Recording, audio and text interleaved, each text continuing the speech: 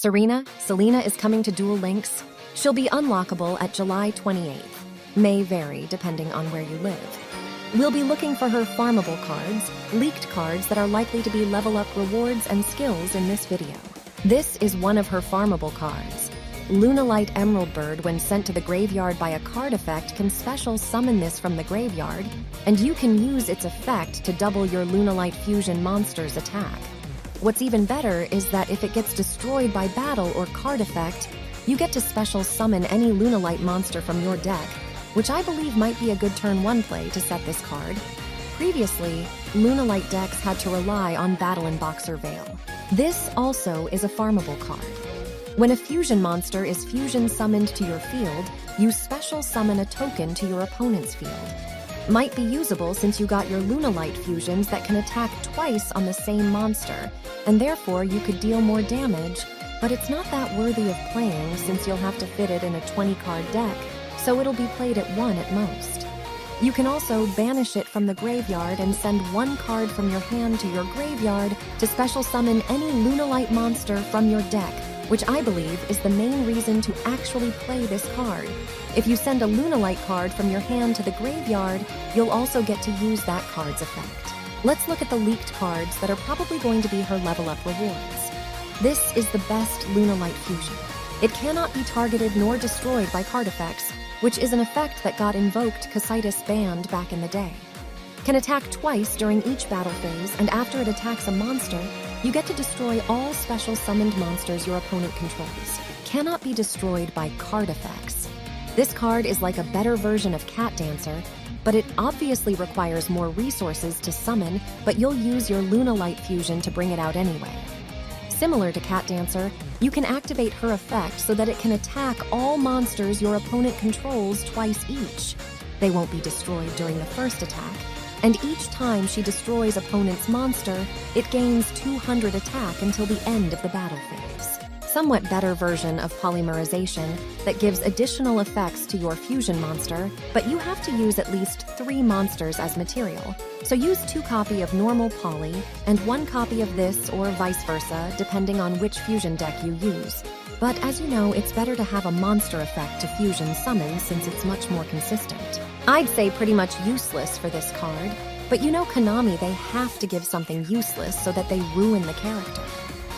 Seriously though, even 50 or 100 gems instead of this is much better. They can give it as R card, in an event for example.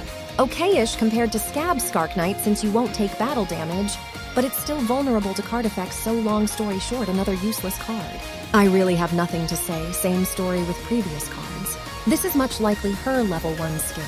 Quite similar to Sora Percy level 1 skill, I'd say, but Sora's skill at least gave you an option to choose between monsters or the fusion spell, unlike this one. Still, it's usable, but not that good. This skill is supposed to give a tribute material for the effect of Lunalight Cat Dancer, but your opponent also gets their highest attack monster that was in their graveyard back on his field.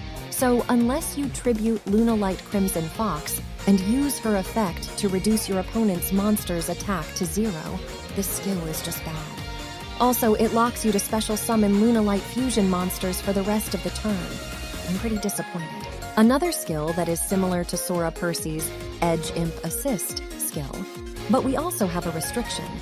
Changing Poly to Lunalight Fusion is pretty good, but you'll run 3 copies of Lunalight Fusion in your deck anyway, so it's a question would it be needed to have 4th, since duels are quite shorter due to speed duel format.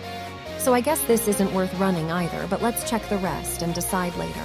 During your next turn after your Lunalight Fusion monster attacked, you can change the battle position of all monsters your opponent controls and have their stats.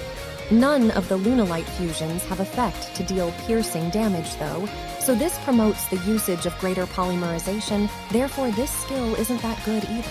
You can use it to recycle your monsters, but Emerald Bird already does that, so you won't really need this skill. At least they could have made it once per turn and twice per duel. Useless skill. Equips an equip spell that gives 300 attack to your monster, which is kind of a joke. Konami is really good at ruining character releases for real. It's just disappointing to see this. Yeah, well, finally we have a generic skill to draw a random Beast Warrior. At least they could make some sort of skill for Lunalights that allowed you to draw the Lunalight you want from your deck when you lost 1,000 life points so that it could actually be usable. Overall, I have nothing but disappointment, and I'm quite sure Serena fans feel the same. We don't have any good skills to use. Only good thing is that we're gonna get the remaining fusion monsters. There's still support for Lunalights that are missing, like Lunalight Tiger Wolf, etc. But there's no box leaks, so we don't know whether they are gonna be added to the game or not. I'll try my best to make a good deck out of them, so stay tuned. Thank you so much for watching, and I hope you have a great day.